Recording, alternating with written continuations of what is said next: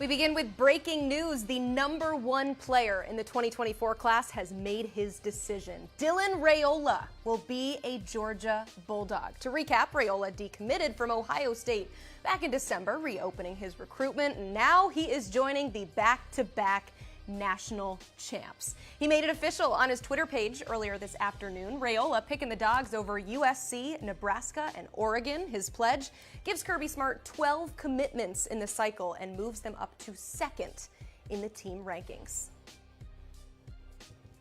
Welcome in to the College Football Recruiting Show alongside Director of Scouting, Andrew Ivins. I'm Emily Proud. Submit your questions in the chat. We got a lot of Georgia Bulldogs fans in the chat right now. Very excited to be a part of the show today. The only way you can be a part of that chat is by subscribing to the 24/7 Sports YouTube channel. Also, please smash that like button so we know that you're watching. We have a huge show for you in store today. We'll, of course, talk about the big news from every angle. We go to Athens. Steve Wiltfong is here waiting in the wings to talk about this. We're going to talk transfer portal fits, Elite 11 regional in Atlanta, and, of course, all the latest recruiting headlines. But the headliner is Dylan Raiola's commitment. So, Andrew, I'll start with you here. I mean, you oversee the rankings that named Raiola the top prospect in 2024. So why is he the best player in this class?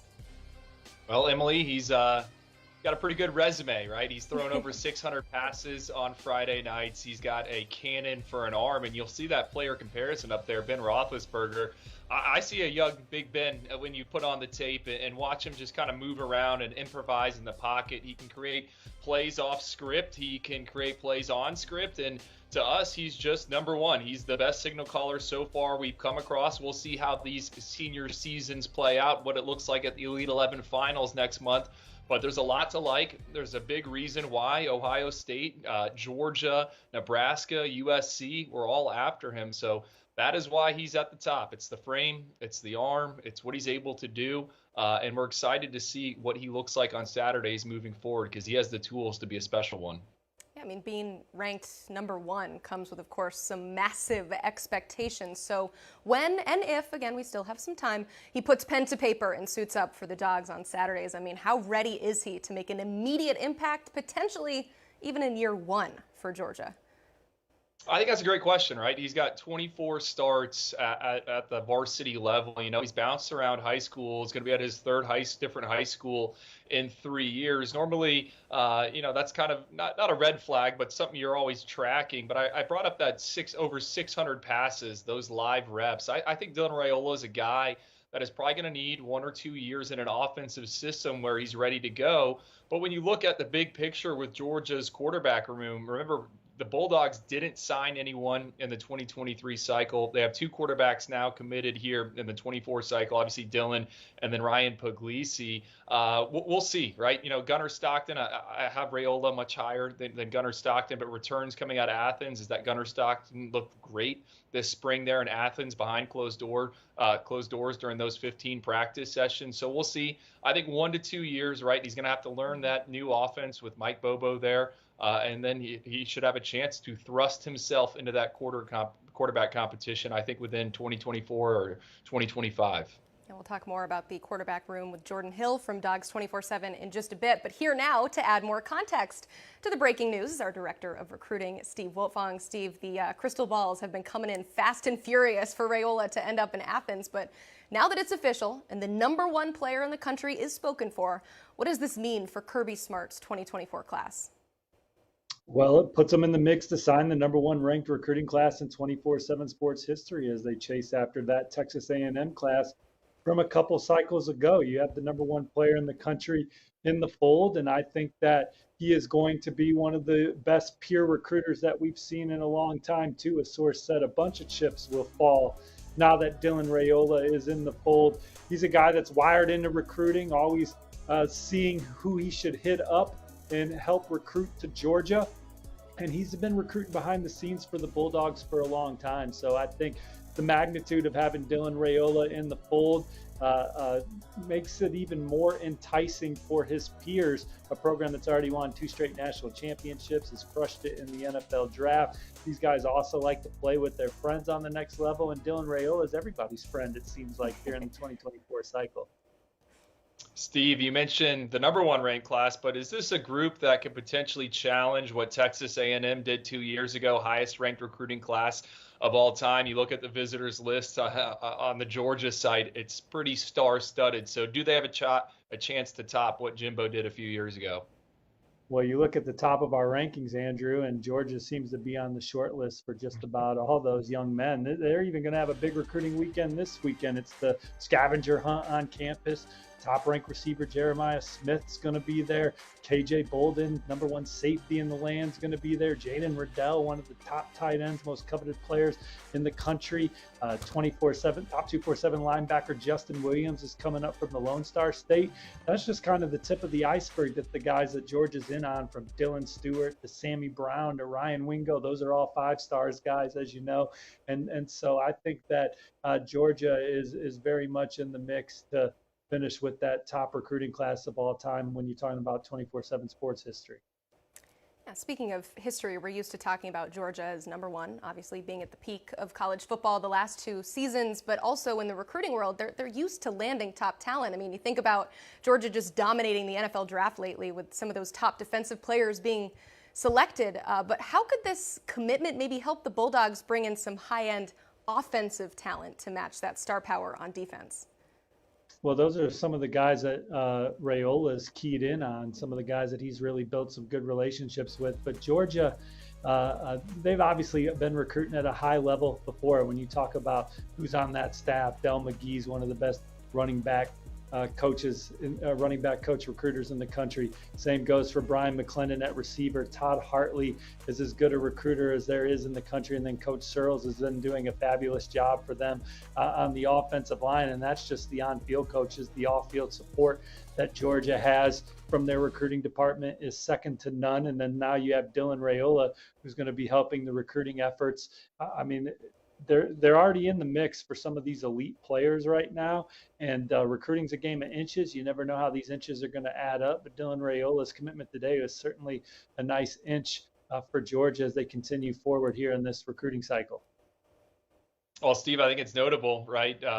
Kirby Smart has signed more defensive 5-stars in the past 2 years than he has since he's been in Athens, right? I think Dylan Raiola absolutely would help them with Jeremiah Smith, Ryan Wingo, two blue chip wide receivers there. Obviously, Georgia's the big winner here, but USC and Nebraska, they came to the altar. They're the losers. Where do you think the Trojans and the Cornhuskers go from here when it comes to quarterback, Steve? Well, we can start with USC since they were the first word out of your mouth. I think the obvious guy you look at right away is Elijah Brown from Santa Ana Mater Dei. Our colleague Greg Biggins reported that he's going to be taking an official visit to USC on June 23rd.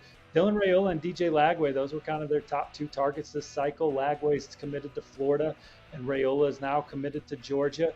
Lincoln Riley, with what he has done at the position, with the players he's developed and the offenses he's put on the field, they're a program that can watch senior film and evaluate guys, maybe flip a high-profile guy late. 8 of the top 15 quarterbacks in last year's cycle flipped their commitments at one point or another. So I wouldn't rule USC out for really just about anybody they try and swing away at the quarterback position. But Elijah Brown is a guy that's uncommitted, that's going to take a visit to see them later in June. For Nebraska, I think that this kind of like releases them in a way, right? Like they had to wait out Dylan Raiola. At no point were they ever the one in the lead, but they were on his short list and they were in the mix for the legacy recruit. His father, Dominic, one of the best offensive linemen in school history before a long NFL career. He'd been on campus several times. That family has so many great relationships in Lincoln. They're really rooting for Coach Rule and company to turn it around, and they certainly gave them a heck of a look. But it just, his heart was at Georgia. So Nebraska, now they can finally recruit the position, in my opinion. And Daniel Kaelin's the first name that comes to mind. In-state quarterback, threw for over 3,000 yards and 36 touchdowns as a junior. He's committed to Mizzou right now. But I think that Nebraska's in the mix there. You also have Dante Reno, who's committed to South Carolina, who Nebraska's offensive coordinator, Marcus Satterfield, has a pre-existing relationship with. So maybe they try and chip away at Dante Reno. And I'm going to throw out a third name here. Connor Moberly from Des Moines, Iowa, committed to Iowa State State right now. I wouldn't be surprised if that's a guy Nebraska kicks some tires on, completed over 70% of his passes last year and leading Southeast Polk to a state title, 2,000 yards passing, 14 touchdowns. He's a regionally based recruit that we've seen Nebraska have success with in the past. So we've seen Matt Rule and company do a good job in the portal. They also could maybe try and get that spatula out and flip a quarterback or two. Not already mentioned there in that segment, but those are the first three names that come to my mind for quarterback recruiting in Nebraska moving forward.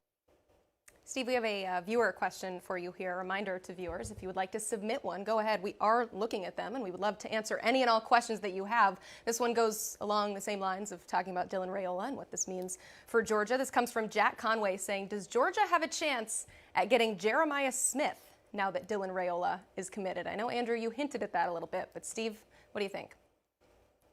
Well, I think he's going to be a tough flip from Ohio State. We talked about this on the recruiting show last Thursday in Whiparound. Brian Hartline, with the way that he builds relationships with top targets in addition to the production on the field. I mean, Ohio State just had the first receiver taken in this draft. They're trending to have the first receiver taken in the next draft.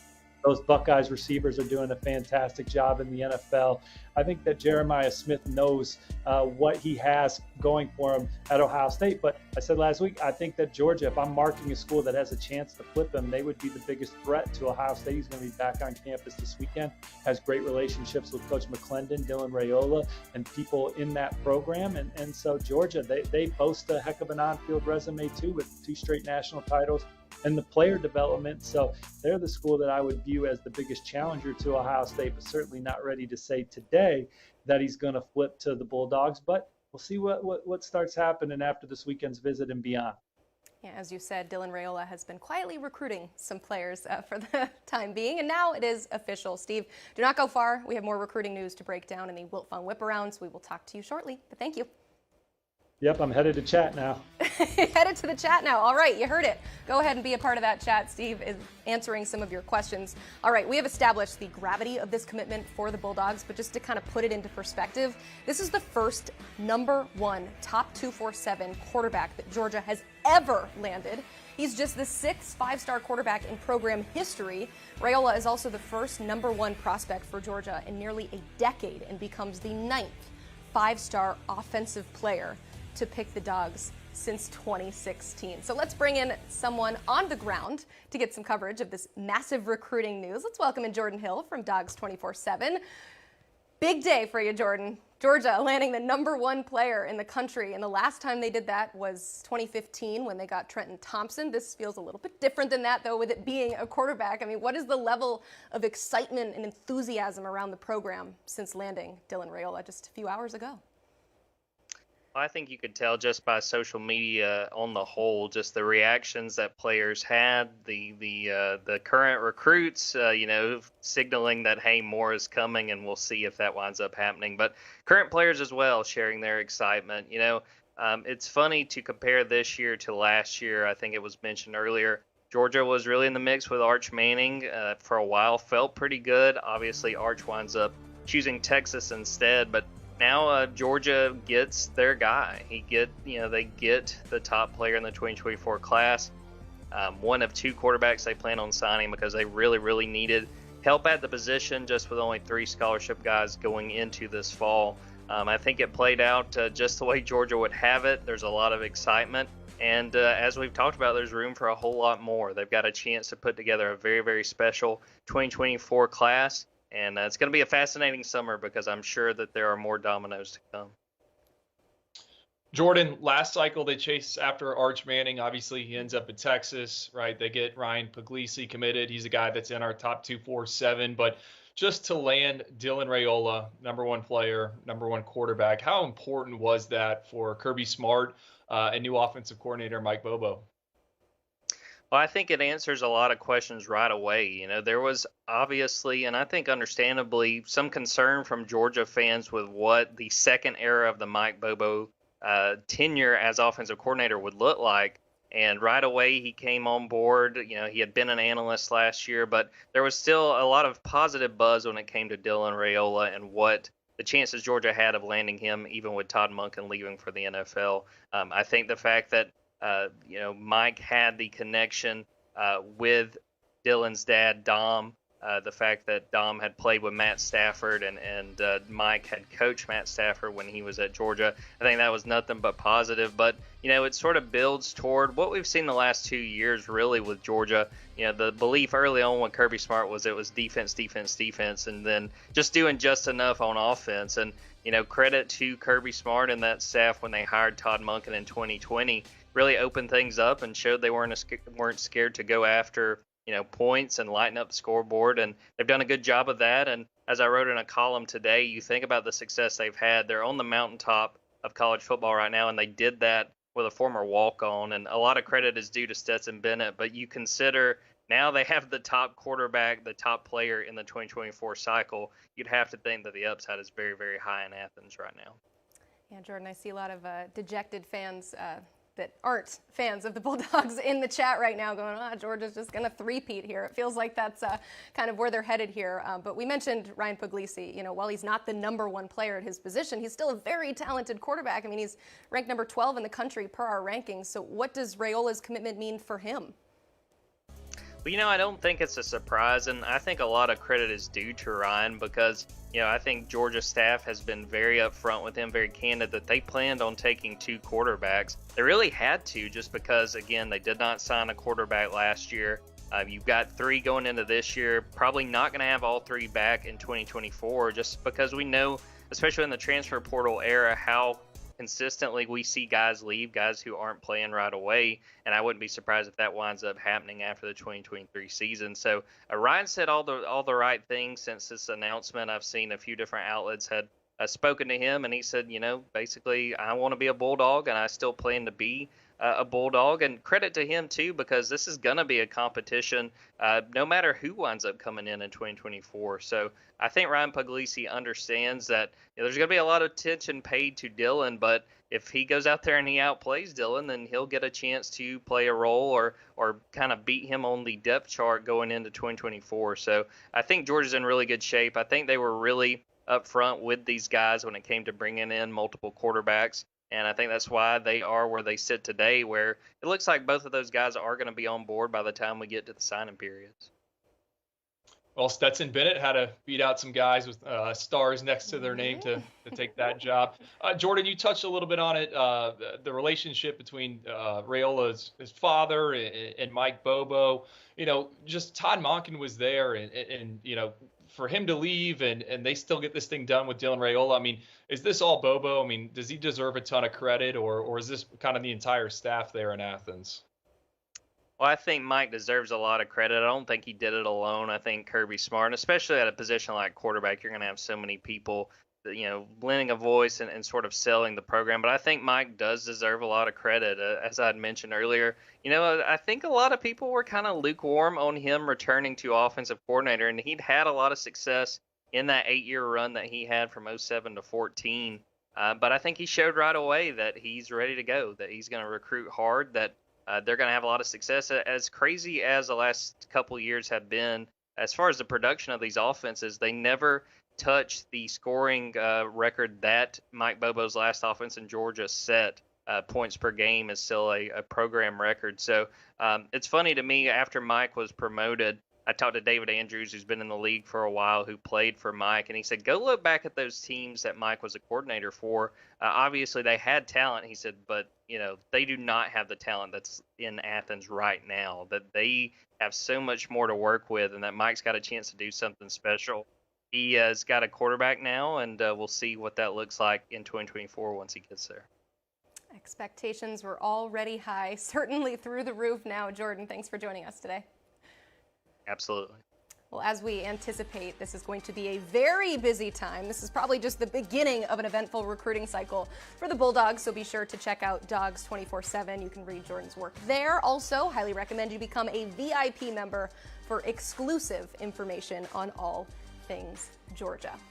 It's officially time now to welcome back our Director of Recruiting, Steve Wiltfong, for the Wiltfong Whiparound. And first off, Steve, before we get into questions, I got to point out, I mean, you're looking sharp today, got the jacket on, so it must be a really big day for us. So people that have not already hit that like button, I mean, even if you don't like the video, you got to like the outfit today. So go ahead and smash that like button. We do Appreciate it. This was one of those shows, Steve, where we had all these questions we wanted to ask you, all the recruiting intel from the weekend, and then we just blew it up because Dylan Raiola made his commitment. But there's still a lot of things happening over the weekend. We got to talk about five-star defensive lineman Williams Nwaneri has scheduled 4 officials for June. He'll be heading to Georgia, Tennessee, Oklahoma, and Missouri. And then in September, he'll visit the Oregon Ducks. So with these trips now in the books, looking at his recruitment going forward, how are you feeling about his recruitment ahead of these visits? Yeah, I give the edge to Tennessee right now going into these official visits, but obviously several schools are still in play. But I think that the couple visits to Knoxville this calendar year and the way that Tennessee's program is on the upward trajectory and the relationships he's built with that staff has put Tennessee in pole position. Now, Oklahoma's a place he's been 6 times. I'm not sure he's tighter with the coaching staff than he is with Coach Chavis, Coach Bates, and Coach Venables in Norman. And so certainly Oklahoma is another program that I think is very much in the middle of it for Williams Nwaneri. And then the last school that I think is really on the short list right now is Oregon. I think that Dan Lanning being from there, the relationships he has in the community, and then the relationships that Nwaneri has with Tony Tuioti and Coach Tosh Lupoy, and the trajectory that Oregon's on under Dan Lanning is really exciting to him as well. He's going to take his official there for the Colorado game during the fall, and then we'll see a decision come shortly after that. Right now, I like Tennessee. You never sleep on Georgia. He's been there once. He's taken an official the first weekend of June. But Tennessee, I like where they're at. Oklahoma, I think they're certainly very much a contender. And then Oregon, I would put as dark horse status for Williams Nwaneri going into these official visits. Man, what a defensive line room there potentially in Norman. You would have PJ Adebawore, Williams Nwaneri on opposite sides. That'd be crazy.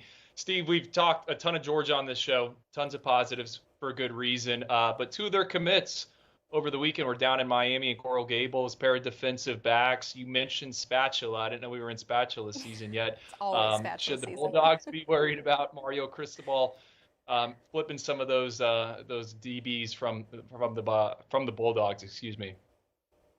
So if I had to say there was a school to watch out for in the Ellis Robinson sweepstakes, it would be Miami. I still think he's going to be an incredibly tough flip from the 2-time defending national champs, but both his parents were in Miami this weekend with him. I think it was his mom's first time on campus. They got a chance to meet some of the new staffers. So it was a great experience, and they like the staff that Cristobal's putting together and the direction of the program. And he's going to come back for an official visit on June 9th. So it's obvious he's got a keen eye on Miami right now in this process. And then Jalen Hayward had a great time with the coaches and their families, got to know them on a personal level, and talked about how Miami's on the way back up slowly but surely. And so he's taken some visits. Miami's a school that he's considering here as well, but not ready to put any of them on flip watch just yet. All right, we'll wait for that spatula. Miami hosting a ton of talent over the weekend. I want to hit on the defensive linemen here, a pair of 5-stars in David Stone and Dylan Stewart. Also, you got a 3-star, Jaden Jackson, all of them on campus. So where do the Canes sit in the recruitments of these dominant pass rushers? Yeah, so much of the talk with Dylan Stewart's recruitment has been on this show about Georgia. I've liked where Georgia's been positioned with him because of the way they can develop that outside linebacker pass rushing position that he would fit perfectly in for Georgia. And then certainly Ohio State is a program he likes with the history they've had at the defensive end position with guys like Chase Young and Nick Bosa developing under Coach Larry Johnson. Alabama and South Carolina, 2 other contenders. But I've said on the show, keep an eye on Miami, keep an eye on Oregon. And he returned to Miami this weekend with his parents. And I think he's spending time with Jason Taylor, who Gabby Uridia wrote a great story on Jason Taylor today on Inside the U. You're talking about a guy who was the NFL Defensive Player of the Year, an all-pro 15-year career that was also the Walter Payton a man of the year in the NFL. He's the total package as a coach and recruiter. He is becoming right away an elite recruiter, maybe in the same breath as Brian Hartline. We'll see what that looks like at the end of the cycle. But Jason Taylor has Miami in the mix for what could potentially be the best defensive line class in the country. And Dylan Stewart and his family really enjoyed being around him as did David Stone, who's been on Miami's campus several times this year already. I think they both could be back June 9th weekend for an official visit in Coral Gables. So Oklahoma and Oregon, two other major contenders for David Stone, among others, but Miami very much a major factor for him. And then Andrew Jaden Jackson, you're going to get to see him play on Wednesday at IMG Spring Game, and I'm excited to hear what you think of him, because the buzz behind the scenes is he's 6'3", over 300 pounds, high motor player. He is very high on several boards, including Miami. He's also a leader of that IMG football team, one of the guys that they count on. And I think that Miami's a major contender for him on his short list. I expect him back one more time on an unofficial before his official in June. So Miami looks like they're in great position for one of their most coveted interior defensive linemen. Steve, it's funny you bring up Jason Taylor. I remember a few years ago when he was the defensive coordinator at St. Thomas Aquinas. I was at a practice, bunch of college coaches there. One college coach I trust told me, hey, Jason Taylor's going to be a head coach at the collegiate level one day. They said he could go wherever he wants. He's going to get the job done, and we're seeing what he's doing here in year one. Steve, a prospect we're talking a lot about behind the scenes at 24/7 Sports and our scouting meetings, Carter Nelson, the freaky tight end. He's got a pair of official visits set up, one to Notre Dame, one to Georgia. What's the latest on Nelson? Yeah, this is your guy, Andrew. I was excited to hear that we were going to be talking about him, because this is a guy that you've pegged as a major riser in our upcoming rankings update in the 2024 class. He's been high on a lot of these college boards here. As you said, official visit to Georgia the first weekend in June. I think the Bulldogs are a program that have been trending up for him. Official visit to Notre Dame on June 9th. I think Notre Dame's tight end track record over the last 2 decades now, I don't know, time's flying. Michael Mayer, the latest to come out of there, is something that excites him and his family. Nebraska and Penn State are in the mix for potential official visits moving forward. He recently attended the Huskers spring game. He also took April visits to Alabama, Auburn, Ole Miss, Tennessee. Colorado got him to campus in March. But talking to his family, you said he had the officials to Georgia and Notre Dame scheduled, and sounds like they were looking to get something on the books for Nebraska and Penn State in the near future. And Penn State's another program that's really putting together a heck of a tight end run up there in Happy Valley. I wonder who's been pushing the Carter Nelson talk behind the scenes. Andrew, I know you are a tight end guy there. That makes a whole lot of sense. I got to ask about, right? He just talks to himself, Emily. He just tosses it up to himself and then he's like, yeah, my own personal meetings. I'm just talking about, I'm just talking about Carter Nelson. No. Cooper's a big fan as well. Okay. We got him on later on in the show. He's a fan of Carter Nelson, who plays 8-man football. We didn't even bring that up. He plays 8-man football. Yeah. Okay. Very interesting. Dad's his basketball coach. He's got a lot of stuff going on up there. Yeah. Okay. Well, you know what? It's only May. I'm sure we'll be talking about him a lot in this cycle. This is just your first little taste, so save it, Andrew. We will talk about Carter Nelson later. 4-star edge Emmanuel Okoye out of the NFL Academy in London. He recently reclassified from the 2024 class to 2023, so he is ready to decide where he's playing this fall. Not fully ready to break it down to 3. His final includes Tennessee, Texas Tech, and USC. So, Steve, where's he leaning? I think Tennessee is the program to beat right now going into his decision, one that I'm expecting him to make on May 17th here this week. I like the way it's going for Tennessee. They had a top 10 recruiting class in this cycle coming off an 11-win campaign. And I think that this is going to be another recruiting win for them on the trail. And Andrew and I talked about him earlier this week. I called him up and asked if we could move him to athlete, because he is a guy that has potential to play other positions on the next level outside of defensive end or outside linebacker. And I think if he picks Tennessee, we're going to see this young man play tight end right out the gate. The Vols have just 3 scholarship tight ends on campus, and he is a freaky athlete with a 45.5-inch vertical. That's very raw as a football player, but tight end is a position where he has a skill set to be a dynamic matchup problem for Tennessee if it works out that way, and I think he's leaning towards the Vols. Well, he would have been a member of the Freaks list had he not reclassified. And you talk about that Tennessee tight end room. Ethan Davis looked like he was having a good spring. He was on the Freaks list last year. He gets dinged up. So I could definitely see that need there at tight end. Steve, last one, Cutter Bole, quarterback, 2025 in our top 247. He's set to make an announcement later this week. Kentucky is trending on their crystal ball. What's the latest pulse on the recruitment here? Yeah, you said it. I dig where Kentucky stands in this recruitment. I think it's because Coach Cohn's back in Lexington, obviously was their offensive coordinator 2 years ago, went back to the NFL. Now he's back at Kentucky, and he's been recruiting Cutter Boley for several years now. I think Cutter Boley believes in Coach Cohn's offense, believes in the way he can develop him, and thinks that Kentucky's a program that's really on the rise. He grew up in Lexington and saw a lot of tough years, but has watched Mark Stoops and company really rejuvenate that program, a program that at one point 4 wins was a heck of a run. Now they're in the conversation for double-digit wins year in and year out, and I think he sees an opportunity to help Kentucky continue to take those steps forward. 6'5", 203 pounds. You wrote the scouting report on his profile. He's a guy that at one point was in the 2024 class, reclassified to 2025 because of the pandemic, but he certainly has the option to reclassify back to 2024. Kentucky is recruiting him as a 2024, as is Penn State, Florida State, Notre Dame, Michigan, some of the other contenders like him in 2025.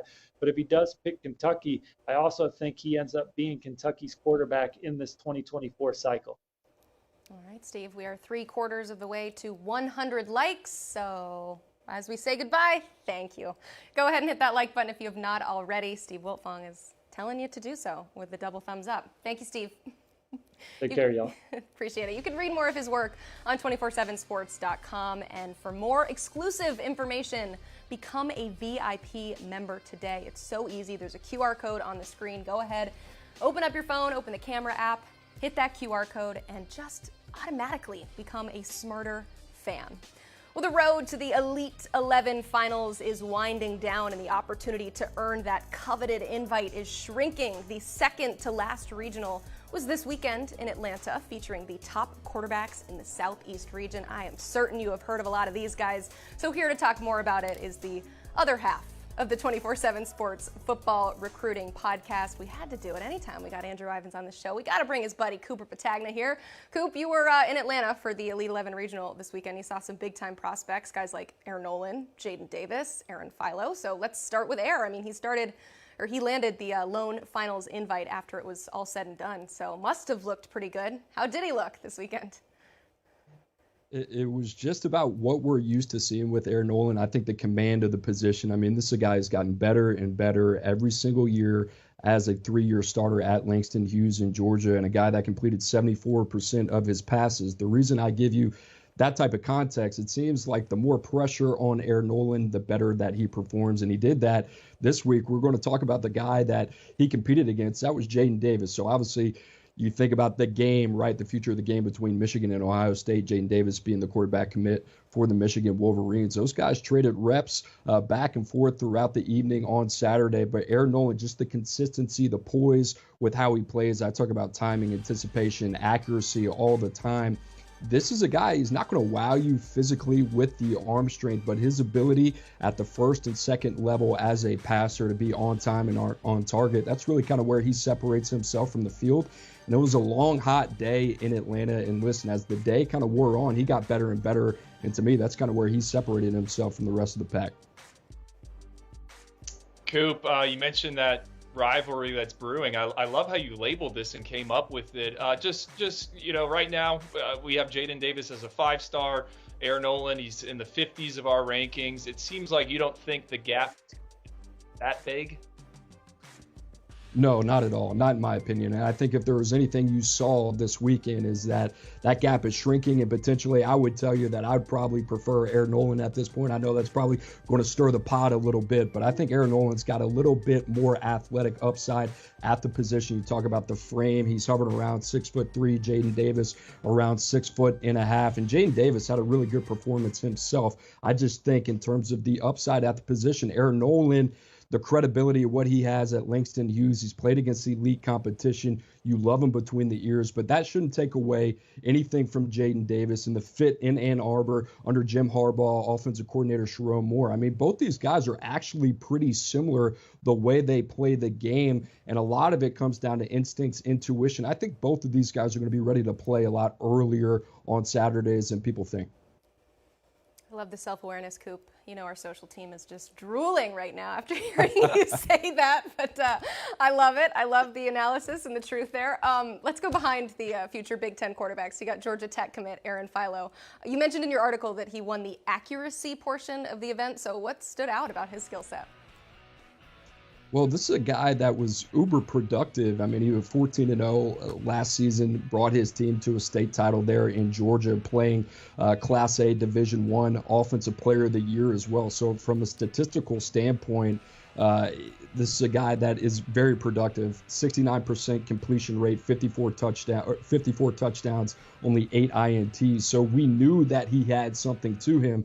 But for him to be in this environment around guys like Air Noland, Jaden Davis that we talked about earlier, and for him to compete the way that he did, I mean, he's mobile. He had the gamer tag coming into the event. But this is where you make your money, the Elite 11 regionals. This is a guy physically, I think he's got a lot more to develop than we thought coming into it. Andrew and I certainly talked about that today. So if you're Brent Key, Georgia Tech, these are the wins that you have to get in your own backyard. And this looks like they found something there in Aaron Philo. 2 months ago, I had someone ask me about quarterbacks I liked that weren't on the radar. I said Aaron Philo in Georgia, and then this next kid, Judd Anderson. Aaron Philo now committed to Georgia Tech. Judd Anderson committed to Miami. He's got a big frame, Cooper, but he's not necessarily consistent. I think you liked some of the things he did there in Atlanta on Saturday. This is a guy that played in a wing T offense earlier on. Now he's in a spread system. So what did you think of Judd Anderson? Yeah, you have to take in the whole picture of Judd Anderson before you kind of put him in a box a little bit. And Andrew, you talked about this. You love the basketball context when it comes to the NFL draft. And Judd Anderson, as a sophomore, was a double-double guy for Jones County and his high school team. Now, on the football field, 15 touchdowns, 13 INTs, 54% completion rate. He was a mixed bag, but you turn on the tape and you really like the flashes. 6'6", 210 pounds. He looks to be all of that. And he threw the deep ball really, really well. I think that's a natural part of his game. He plays with really good touch as well. I think it's going to be the consistency of the foot mechanics. And outside of that, he's just going to have to develop as a passer and get more reps. You mentioned him playing in a wing T offense. I think as a senior, this is a big opportunity for him to showcase what he can be. Now, if you're a Miami fan, this is where it gets pretty interesting. You took Emory Williams, who you and I liked, Andrew, last year, but he is more of a developmental passer as well. Now you do that again in consecutive years with Judd Anderson. So Miami there in their quarterback room, just something to keep an eye on. All right. Vanderbilt, well represented at the regional with a pair of commitments. You got Jeremy St. Hilaire and Whit Muschamp, both participating. Maybe an early glimpse at a potential future Commodore battle here in Nashville, where we record this show. So how do they compare to one another? Well, you got the high ceiling versus the high floor, right? That's what you got in Jeremy St. Hilaire by way of Canada, a guy who's 6'3" plus, over 200 pounds, moves really well. You turn on the tape is really fun. I thought he struggled in Atlanta over the weekend, but that's really not that much of a surprise. I love the raw developmental upside that Vanderbilt is taking in Jeremy St. Hilaire. Like I said, he's a guy really entertaining on tape. I think he can do some things. And if you're Vandy, these are the type of guys that you got to win on that could make a difference in your program. So I also think Whit Muschamp as well, a really high floor player, the coach's son, right? The son of Will Muschamp. And you turn on the tape and you see it. I mean, this is a guy from an intuition standpoint. I talked about all those things and the characteristics of the quarterback position that you look for. That's Whit Muschamp. And when you see him in person, you might think, hey, there's not a lot to him. But in terms of on the field, I mean, his team won 11-2 last year, and they never scored less than 31 points. So he's got a little more to him than people give him credit for. But I like the combination, very complementary skill sets for Vandy there. I thought you were going to call him Baby Muschamp. You trademarked that name on the podcast at one point. Coop, we have to ask you about Dylan Raiola, right? We got you on the show. Last time Georgia got a 5-star quarterback on the West Coast, it was Jacob Eason, right, who was ended up at Washington. I think you're a little familiar. We see the nameplate behind you. Can you just compare Raiola to Jacob Eason for us? Are they similar? Are they not similar? Anything in common? Two very different players. Jacob Eason was a 5-star quarterback out of the state of Washington, 6'5", 210 pounds. I mean, if you could draw up a prototypical NFL quarterback, it'd be Jacob Eason. And the allure of Jacob Eason was the arm talent, but really the arm strength in a guy that was made to play in a pro system play action offense. Now, he went to Georgia, and Jake Fromm was the guy who ended up beating him out. And the reason I bring that up, not from a play style standpoint, but Dylan Raiola is one of the most talented quarterbacks that I think we've seen in the last couple years. But listen, he's going to a place that embraces competition, especially at the quarterback position. And Jacob Eason is a really good story here, right? Because it was Jacob Fromm in a 2-quarterback class that was the one that ended up beating out Jacob Eason, and then 5-star Justin Fields. And then you got Stetson Bennett, who went in the 4th round, who used to be a walk-on. He beats out JT Daniels. So we've seen our fair share of 5-star quarterbacks in Athens. Listen, if you're Dylan Raiola, you better bring your hard hat, right? Because this is going to be a place that Kirby Smart, he doesn't care where you're ranked. At the end of the day, he wants to win national championships. So if it's little old Stetson Bennett or Jake Fromm that can deliver that, that's who he's going to go with. So listen, I love Dylan Raiola. I love the talent. I love what he brings to the table. But at the end of the day, he's going to one of the most competitive environments in the country. You guys talked about Ryan Puglisi earlier. Remember that name. It's not going to be easy for either one of those guys. I love it. I'm fired up. I hope Dylan Raiola is watching. He better know what he's getting himself into. Coop, thank you so much. Thank you. A quick reminder to go ahead and hit that like button if you have not already. We are so close to 100. Would love to hit that triple digits by the end of the show. It's very easy. Just looks like a thumbs up. Speaking of thumbs up, this podcast, make sure you're listening to the 24/7 Sports Football Recruiting Podcast with Coop and Andrew. New episodes drop every Tuesday, Wednesday, and Thursday, wherever you get your podcasts.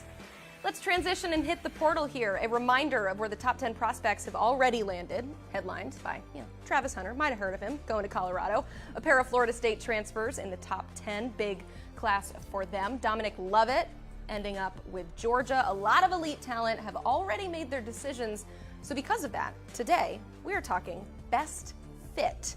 Our portal expert, Chris Hummer, is here with us. And Chris, we usually go to for all the intel on the uncommitted transfers, but they've made your job maybe a little bit easier now. A lot of them making those decisions, so we're going to kind of switch it up today. Let's start with the former USC wide receiver Gary Bryant, who recently announced his decision to transfer to Oregon. What will the former 4-star bring to Oregon's offense?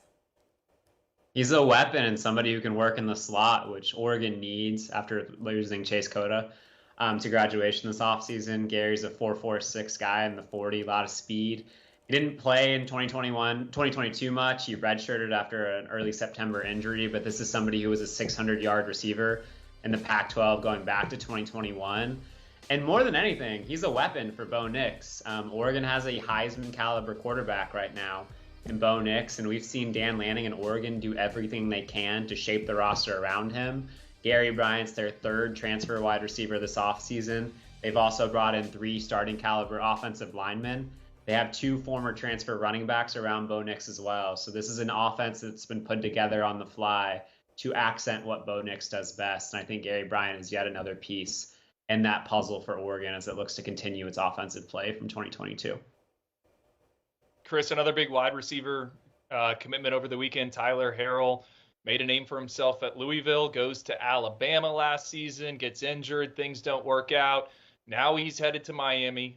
Kid from Miami Columbus. That's where Mario Cristobal went to high school. How big is this for the Hurricanes as they transition to more of that passing attack under new offensive coordinator Shannon Dawson? It could be huge. I say that with a big caveat, a big if, because Tyler Harrell's had a really hard time staying healthy in his career. But if he's on the field like he was in 2021 for Louisville, it could be absolutely humongous. This was a Miami offense that did not stretch the field last season. They ranked 117th nationally in terms of pass plays of over 40 yards. They don't have a single returning receiver who had an average depth of target last year of over 13 yards. Tyler Harrell with legit 4.2 speed. He's been clocked an official 4.25 at Louisville during a pro day. Averaged 29.5 yards per catch as in 2021 when he was healthy. This is somebody who can take the top off of a defense. And he's something Tyler Van Dyke could really use for Miami. So if the pass blocking is good, Tyler Van Dyke is healthy, and Tyler Harrell is healthy, it could be a huge addition for Miami. But as I said before, there's a lot of ifs to get through there. But on the whole, it's a really positive addition for the Hurricanes. Yeah, I heard a lot of coulds in your answer. We'll see how that shapes up. A pair of notable quarterbacks entering the portal during the second window. You got Peyton Thorne going from Michigan State to Auburn, and then Casey Thompson transferring this most recent time from Nebraska to FAU. So of those two moves, which do you believe is the best fit? I'm just going to try to make Andrew happy here. I'm going to go with Casey Thompson and FAU. But I truly believe that. No offense to Peyton Thorne. I think Peyton Thorne takes Auburn from being a potentially below average offense to a slightly above average offense in the SEC. I don't think he's going to transform Auburn this coming season. He's more of a bridge player. I think Casey Thompson could transform FAU. If we remember, Tom Herman recruited Casey Thompson to Texas. Casey Thompson's a pretty natural fit in that power spread system that Tom Herman operates in. We saw those two together for a very brief time in the 2020 Alamo Bowl. Casey Thompson had a huge breakout game in relief of Sam Ehlinger. He looked like the next superstar for Texas. Tom Herman got fired shortly after. Casey has dealt with a ton of injuries in the time since. But when you look at Casey's tape and you look at his production when healthy, on the Power 5 level, he's been a really good starter. And I think if you put him in the context of the G5 ranks, you put him in the context of an FAU team that returns more production than any team in the group of 5, Casey could be the missing piece for a program that's transitioning from Conference USA to the American. If FAU were still in Conference USA, I think they'd be the runaway favorite to be the conference favorite for the year. It'll be a little bit more difficult in the American in year one, but I think Casey Thompson makes FAU a dark horse contender in the American as they make that transition. Chris, that was the right answer. FAU plays at Clemson and at Illinois this season. Just keep an eye on the spreads. Might be worth it if Casey Thompson's the guy.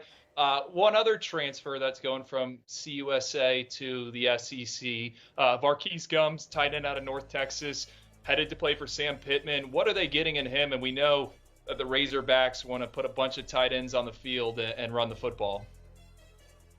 A ton of help. There was a point this spring where Arkansas looked like it might start 2 freshmen who have had a combined 1 catch in their career as their 2 starting tight ends. And Arkansas, as you said, is going to run a ton of 2 tight end sets with Dan Enos as their new offensive coordinator. And Varquise Gums really helps solve that issue for Arkansas. He is experienced. He was a all-conference player for North Texas this past year. He's one of the best pass-catching tight ends in the portal. And he gives some pop to an Arkansas offense that could frankly use it. KJ Jefferson needs some weapons on the outside. They haven't really had an impact guy at that position, at least since last year. They lost a really good player at the NFL draft in 2022. So the Arkansas offense could use some pop, and I think Varquise Gums provides a lot of that at a position of need. Right, we talked a lot of offense, but we can't leave out those defenders. Alabama landing UAB transfer safety Jalen Key. He was the top player at his position in the portal. So what does he bring to the Crimson Tide defense that kind of had a need at safety? Desperately needed experience. Malachi Moore, if you want to count him as a cornerback, I think he plays star for Alabama, kind of a hybrid position. If you take him out of the equation, Alabama has 0 experience at safety. They return only 1 starter in the secondary, really Kool-Aid McKinstry, and they're trying to piece this unit together. I think we're all really high on Caleb Downs, the true freshman, 5-star, arguably the best player in the 2023 class. But you bring in Jalen Key, and he makes things a little bit more difficult for Downs and Kristen Story to get on the field. He's an experienced player in the secondary, a 6th-year senior, somebody who can really add to the room, be it as a starter or a key depth piece. And Alabama's secondary, I believe they only had 13 scholarship players exiting spring ball. They've added 2 more in the time since. So this is exactly what Alabama needed. It brought in experience, depth, somebody on the best path possible as a starter for you, and a bridge player. And on the worst case scenario, he is a key depth piece. So this is a really big addition, which I'm not used to saying for Alabama from UAB, but I think it's going to be huge for them this season. You're used to saying like a big addition for Alabama or a big get or a great player is going to Alabama, but yeah, from UAB, that's going to be fun to see how he transitions to that next level. Thank you so much for all the intel, Chris. It is time for a very exciting segment, but before we get into our Recruit of the Weekend, we have to flashback to last week. So as you remember, we kicked off the series with LSU quarterback commit Colin Hurley, and he released this response, sharing an official press release on Twitter, thanking us for naming him our first ever recruit of the weekend. As you can see, probably hard to read it because it is lengthy, so well written.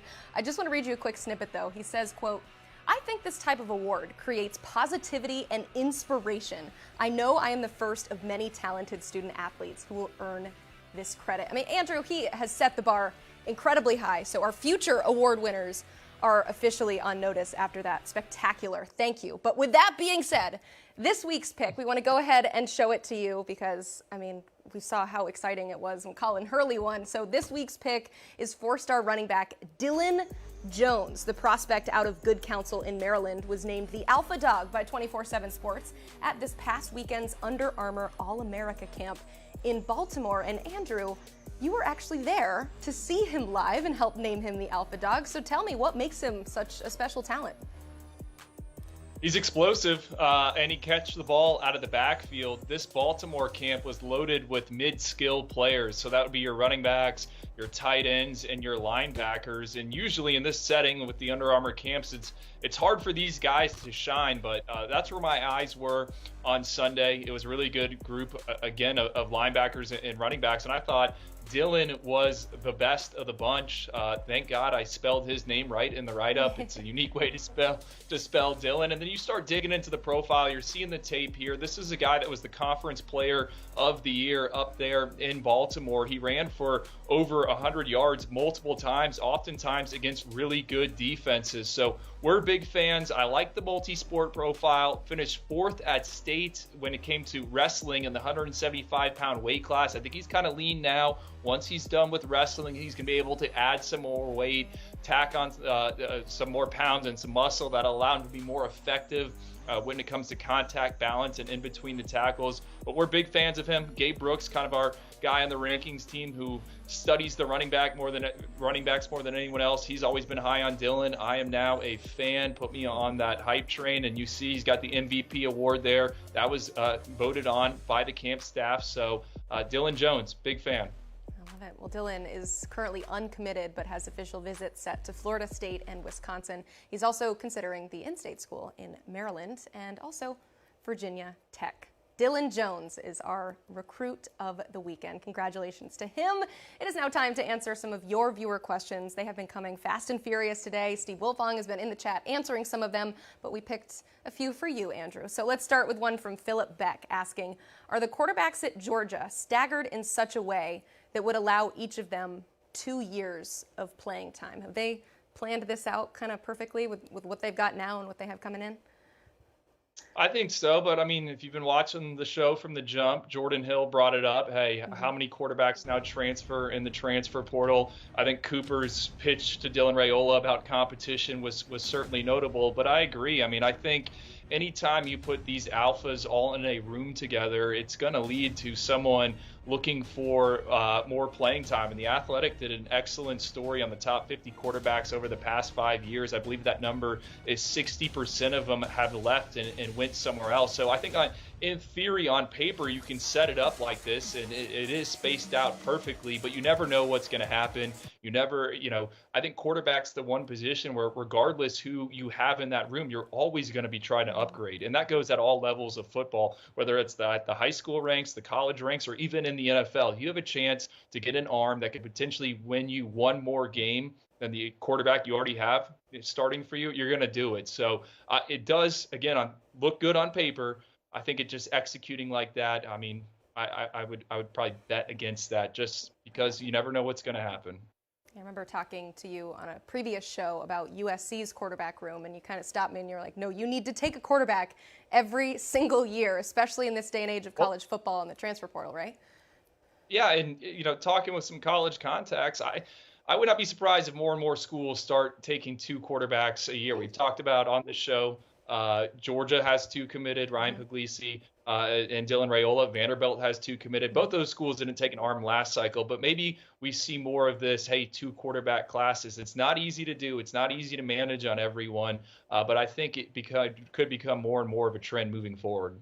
Yeah, I'm sure teams and coaches would love to have as many options as possible, but it's up to the players to whether or not they want to go in and, start with a battle there. Hey, a reminder, we are so close to 100 likes, so if you've not hit that like button, please go ahead and smash it.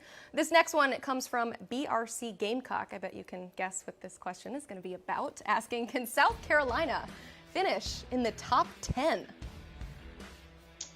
I don't have the recruiting class calculator in front of me, so it'd be pretty hard to punch in all the calculations. But I do think they have some staying power, right?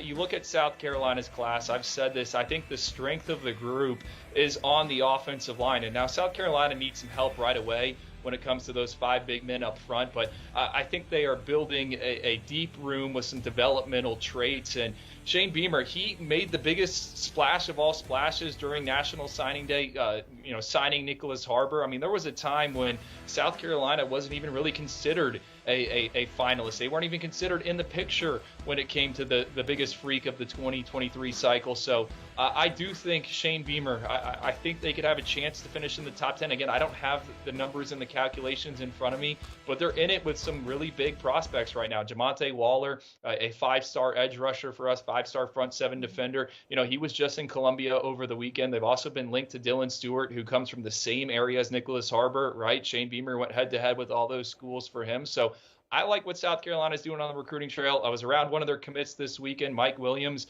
He's the lowest ranked commit for South Carolina, and I think he's a guy that makes a ton of sense, right? I absolutely get the take. I think he has developmental upside. So I like South Carolina's class. I like what they did last year.